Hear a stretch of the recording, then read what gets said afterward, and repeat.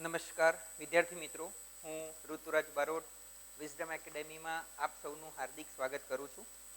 મિત્રો, આ વિડીયો બનાવવાનો પર્પઝ કે રિલીઝ કરવાનો પર્પઝ એ છે કે ગઈકાલે જીપીએસસી આયોગ દ્વારા એક કેલેન્ડર 2025નું બહાર પાડવામાં આવ્યું છે. તો એની અંદર લગભગ 1751 જેટલી ભરતીઓ ડિક્લેર કરી છે. તો આના વિશે મારે કેટલીક માહિતી તમને શેર કરવી છે, જેથી તમે ડોટ કનેક્ટ કરી શકો અને તમારા ભવિષ્ય અંગે તમે તમારી પ્રિપરેશન રીડિંગ કેવી રીતે કરવું એ થોડું ધ્યાને લઈ શકો. તો જીપીએસસી તમારે ગુજરાતની અંદર ટોપ લેવલની એક્ઝામ આપી છે, ક્લાસ 1 ક્લાસ 2 લેવલની. તો દર વર્ષે જીપીએસસી આયોગ દ્વારા એના માટે એક કેલેન્ડર બહાર પાડવામાં આવે છે. જનરલી આ કેલેન્ડર જ્યારે દાસા સર હતા ત્યારે ડિસેમ્બર મહિનામાં બહાર પાડવામાં આવતું હતું. નલિન સર મિડ જાન્યુઆરીમાં આ કેલેન્ડર બહાર પાડતા હતા. અને હવે આપણા આયોગના જે અધ્યક્ષ છે આઈપીએસ હસમુખ સર પટેલ, એમણે આ જે કેલેન્ડર છે એ જાન્યુઆરી એન્ડિંગ સુધીમાં એટલે કે કીધું હતું બહાર પાડવાનું અને બહાર પાડ્યું છે. તો હવે આ જે ભરતી પ્રક્રિયા છે કયા મેથડમાં થવાની છે, તો જુઓ, જનરલી જીપીએસસી જે એક્ઝામ લે છે એ બે પ્રકારની હોય છે. એક છે જનરલાઇઝ અને બીજી છે સ્પેશિયલાઇઝ. તો જનરલાઇઝડ એક્ઝામની જે ભરતીઓ છે કરીબ 550 થી 550ની વચ્ચે છે. અને બાકીની જે 1000-1200 ભરતીઓ છે એ કેવી છે? સ્પેશિયલાઇઝડ છે. તો સર આ બંને ભરતીમાં તફાવત શું છે? તો જે જનરલાઇઝડ એક્ઝામ છે આની વિદ્યાર્થીઓ રાહ જોઈને બેઠા હોય છે. કેમ? કારણ કે આ કોઈ પણ ગ્રેજ્યુએટ ઉમેદવાર, કોઈ પણ સ્નાતક થયેલો ગ્રેજ્યુએટ ઉમેદવાર છે એ આ ભરતી પ્રક્રિયામાં અપિયર થઈ શકે છે. એટલે કે કોઈ યુનિવર્સિટી, ગુજરાત સરકારની કે કોઈ પણ યુનિવર્સિટીમાંથી તમે માન્યતા પ્રાપ્ત કરેલી ડિગ્રી હોય, આર્ટ્સ, કોમર્સ, સાયન્સ, કોઈ પણ ડિગ્રી, તો તમે આ પરીક્ષાની અંદર અપિયર થઈ શકો છો. બાકી સ્પેશિયલાઇઝડ એક્ઝામની અંદર એ લોકો કેટલાક નિષ્ણાંત લોકોની માંગણી કરતા હોય છે. જેમ કે દંત સર્જન છે તો તમે બીડીએસ કાં તો એમડીએસ થયેલા હોવા જરૂરી છે. ફેલોશિપ સુધીનું પણ એ લોકો માંગી શકતા હોય છે, જો એ ક્લાસ 1 કે એવા કોઈ સર્જનની રિક્વાયરમેન્ટ હોય તો. Depends on your education qualification. Okay, તો સર આની અંદર અમારા લગતી જોગવાઈ શું છે? તો જુઓ, સૌથી પહેલાં હું વાત કરું કે આ જે ભરતી પ્રક્રિયા બહાર પડી છે એ અંદાજિત છે. તો અત્યારે માર્કેટમાં એક માહોલ ચાલી રહ્યો છે કે ટાઈમે ભરતી પ્રક્રિયા લેવાશે કે નહીં લેવાય. આની અંદર એક સ્ટેટમેન્ટ સર એવું લખ્યું છે કે આના માંગણા મંગાવવામાં આવશે, એના ઉપર આધારિત છે. તો તમારે એ બધા મુદ્દા ઉપર ટેન્શન લેવાની જરૂર નથી. કેમ જરૂર નથી? કારણ કે એ બધી બાબતો એવું બની શકે કે સ્પેશિયલાઇઝડ ભરતીને લાગુ પડે. સમજો તમે. તો સર આ ભરતી પ્રક્રિયા કેવી રીતે આ લોકો ડિક્લેર કરતા હોય છે? તો જનરલી એક આઈડિયા આ લોકો પાસે હોય છે, આયોગ પાસે, કે અલગ અલગ વિભાગ, સરકાર ચલાવવા માટે જે અલગ અલગ વિભાગો છે એમાં કેટલી વેકેન્સી ખાલી પડી આ વર્ષે. તો એ પ્રમાણે વિભાગ આયોગને શું કરે છે? ડેટા આપે છે. એ ડેટા પ્રમાણે આયોગ શું કરે છે? કેલેન્ડર બહાર પાડે છે. તો આ ડેટા ભવિષ્યમાં ચેન્જ થવાની પણ શક્યતાઓ હોય છે. એક ઉદાહરણ તમને કહું, જેમ કે હમણાં એક ડિક્લેરેશન બહાર પડ્યું છે. ડિક્લેરેશન એવું છે કે જે મ્યુનિસિપલ કોર્પોરેશન છે, મહાનગરપાલિકાઓ, એની ભરતી હવે જીપીએસસી લેશે. તો જીપીએસસી કેલેન્ડરની અંદર 2025ના કેલેન્ડરમાં એ ભરતી વિશે કોઈ ડેટા બહાર પાડ્યો નથી. તો બની શકે કે હજી નવી અપડેટેડ ભરતીઓ આની અંદર એડ થઈ શકે. Vadodara municipal corporation, Ahmedabad municipal corporation, એવી રીતે. ઓકે, તો અત્યારે આપણે જોયું કે બે પ્રકારની ભરતીઓ જીપીએસસી લઈ લે છે, કે એક છે જનરલાઇઝડ અને એક છે સ્પેશિયલાઇઝડ. ઓકે, તો સર અમારે જનરલાઇઝની અંદર અપિયર થવું હોય તો અમારા માટે શું ઓપોર્ચ્યુનિટી છે? તો કે સૌથી પહેલી ઓપોર્ચ્યુનિટી છે 160 વર્ગ, એટલે કે ડીવાયએસઓ અને એસસીઆઈ, ડેપ્યુટી સેક્શન ઓફિસર અને નાયબ મામલતદાર. ક્લાસ 3 જે વર્ગ 3ની ભરતીઓ છે, સુપર ક્લાસ 3 પણ કહે છે, એવી કોઈ પ્રોપર ડેફિનેશન નથી, બટ એક પબ્લિક અપિયરન્સમાં આ મુદ્દો બોલાય છે કે સુપર ક્લાસ 3 સેલરી ને બધું થોડું વધારે હોય એટલા માટે. તો કે ડેપ્યુટી સેક્શન ઓફિસર અને નાયબ મામલતદાર ક્લાસ 3 છે, એની 160 ભરતીઓ છે. બરોબર. આ સિવાય એક બહુ સારી ભરતી આવી છે જે છે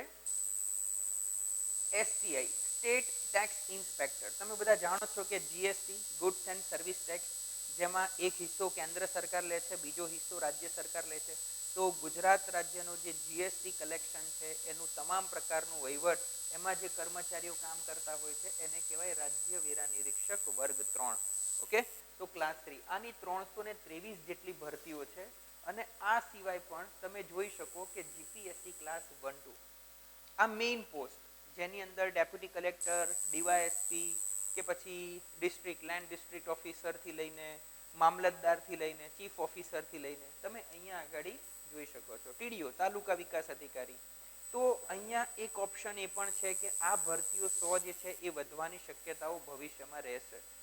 આ મારું અનુમાન છે, રિસર્ચ છે, આ કોઈ ફેક્ટ મુદ્દો નથી. હું મારા અનુમાનના આધારે કહી રહ્યો છું. ઓકે, તો કરીબ તમે જોવા જાઓ તો ટોટલ 500 550 પ્લસ ભરતીઓ તમને અહીંયા જોવા મળે છે. કઈ? જનરલાઇઝ, જે 2025 ની અંદર આવવાની છે. અહીંયા આપણે કેટલીક માહિતી આપણી જોડે શેર કરી છે કે ભાઈ આ જે આયોગ જે જગ્યાઓ દર્શાવેલી છે એ સંભવિત છે. ઇટ્સ નોટ એબ્સોલ્યુટ કે આટલી જ ભરતી પ્રક્રિયા આવશે અને આ જ તારીખે લેવાશે એવું તમારે માની લેવાની જરૂર નથી. એટલે ઘણા લોકોના મગજમાં, મને ઘણા લોકોના ફોન આવે કે સર આ ભરતી પ્રક્રિયા કેન્સલ બી થઈ શકે ને, એવું નથી. તમે સમજો કે 1751 ભરતી છે એ બધા માટેની છે. એવું પણ બની શકે કે આ ઔષધ નિરીક્ષક વર્ગ 2 ની 25 ભરતીઓ છે એનું કદાચ જે વિભાગ છે એ પ્રોપર ડેટા કે કંઈ ના મોકલે તો એ રદ થઈ શકે. તો અહીંયા ઘણી બધી ભરતીઓ છે. તમે સમજો અહીંયા ટોટલ 79 ભરતીઓ લેવાની છે આખા વર્ષ દરમિયાન. એમાં આપણી તો 4 જ છે. એમાં જે જનરલાઇઝ્ડ છે એમાં તો મોર દેન વધુમાં વધુ 4 કે 5 છે. તો આપણે એ ટેન્શન લેવાની જરૂર નથી. બરોબર? તો સર હવે અમારે પ્રિપરેશન, તો આને એક વસ્તુ સમજો, 164 ભરતીઓ 1-2 ની એ તો હજી આપણે એડ પણ નથી કરી, જે એપ્રિલ મહિનામાં લેવાની છે. તો આ નેક્સ્ટ એપ્રિલ સુધીમાં તમે જોવા જાઓ તો આપણી પાસે કરીબ 650-700 જેટલી ભરતીઓ છે જેમાં તમારે લાગવાના ચાન્સીસ ભરપૂર રહેલા છે. અને હું હવે ડે 1 થી વિદ્યાર્થીઓને કહેતો આવ્યો છું કે તમારી પ્રિપરેશન કેવી રીતે હોવી જોઈએ. તો સિમ્પલ મેનરમાં તમારે એક્ઝામ ઉપર ફોકસ કરવાની જરૂર નથી. Don't focus on exam. Exam પર ફોકસ ના કરો. ફોકસ શેની ઉપર કરો? તમારા સબ્જેક્ટ્સ. તમારા જે સબ્જેક્ટ છે એ સબ્જેક્ટ્સ ઉપર તમે ફોકસ કરો. જેટલું બને એટલું જલ્દી આ સબ્જેક્ટ્સને ક્લિયર કરી નાખો. કેટલા સબ્જેક્ટ સર?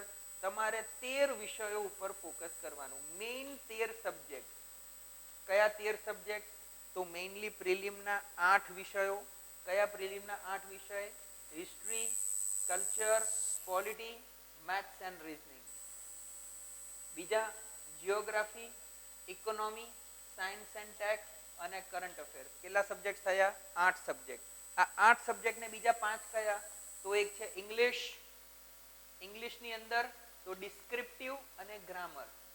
પછી ગુજરાતી, સેમ ડિસ્ક્રિપ્ટિવ અને ગ્રામર. એસે અને પબેડ. એથિક્સ 1 2 3 4 5 અને 8. આ 13 સબ્જેક્ટ ઉપર તમારે ફોકસ કરવાની જરૂર છે.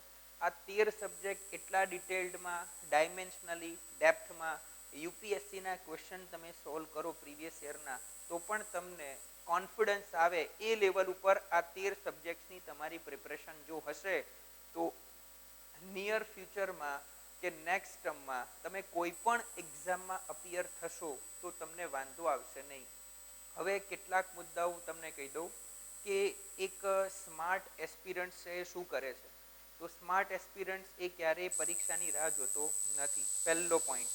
અત્યારે હું માહોલ જોઈ રહ્યો છું કે ઘણા બધા લોકો શું કરે કે જેવી ભરતી પ્રક્રિયા બહાર પડે અથવા તો પ્રિલિમ્સ પાસ થાય અને મેઇન્સની તૈયારી કરે એ પ્રોપર આઈડિયા કે પ્રોપર વે નથી. હા, તમારે મેઇન્સ કરવાનું બાકી જ છે ને તમે પ્રિપરેશન કરી રહ્યા છો, that is well and good, કરવું જ જોઈએ. વિધાઉટ કોચિંગ મને નથી લાગતું કે પ્રોપર વે મળી શકે. બટ જો તમે સ્માર્ટ વેમાં પ્રિપરેશન કરો છો, સ્માર્ટ દૂરનું વિચારો છો તો તમારે એડવાન્સ પ્રિપરેશન પહેલાંથી સ્ટાર્ટ કરવી જોઈએ. અને જેવું તમારું એકેડેમિક બેકગ્રાઉન્ડ છે કે તમારું એકેડેમિક બેકગ્રાઉન્ડ મોડરેટ લેવલનું છે, 50-60% આપણે એવરેજ માર્ક્સમાં આપણે રમતા હતા, તો તમારી પ્રિપરેશનને જો તમે ક્લાસ 1-2 લેવલ ઉપર લઈ જવા માંગો છો તો એટલીસ્ટ 1.5 યર તમારે મિનિમમ આપવું પડશે આ 13 સબ્જેક્ટ્સને ક્લિયર કરતા. Gate my point? તો બસ આ જ મુદ્દાઓ હું તમારી સામે લઈને આવ્યો છું કે આમાં બિલકુલ તમારે સ્ટ્રેસ લેવાની જરૂર નથી. જે લોકો સિન્સિયર એસ્પિરન્ટ્સ છે, છેલ્લા કેટલાક સમયથી આ ભરતી પ્રક્રિયામાં તૈયારી કરી રહ્યા છે, એ લોકો માટે બહુ જ ગોલ્ડન ઓપોર્ચ્યુનિટી છે. જે નવા વિદ્યાર્થીઓ છે એ લોકો માટે પણ હજુ એપ્રિલ મહિનો એટલે 1.25 વર્ષ જેટલો ટાઈમ છે, તો તમે તમારી પ્રિપરેશનને એક અલગ ઓપ આપી શકો છો. અને આ સિવાય પણ તમારે પ્રિલિમ્સ કેવી રીતે હોય, મેઇન્સ કેવી રીતે હોય, ઇન્ટરવ્યૂ કેવી રીતે હોય, આ તમારે જાણવું હોય, વધુ વિગતમાં તમારે માહિતી જોઈતી હોય તો તમે કમેન્ટ કરી શકો છો. વિઝડમ એકેડેમીનો તમે સંપર્ક કરી શકો છો, કન્સલ્ટિંગ કરી શકો છો. ઓકે, તમને તમામ પ્રકારની માહિતી અહીંયા પૂરી પાડવામાં આવશે. ઓકે બચ્ચાઓ, દેટ્સ ઇટ. તો આટલી માહિતી તમારી જોડે શેર કરવાની હતી. કેલેન્ડરને જસ્ટ કેલેન્ડર તરીકે જુઓ. આ કોઈ તમારી લાઈફની કોઈ એવી પ્રોસેસ નથી કે જેમાં તમારી લાઈફ અટકી જાય કે એવું કંઈ થાય.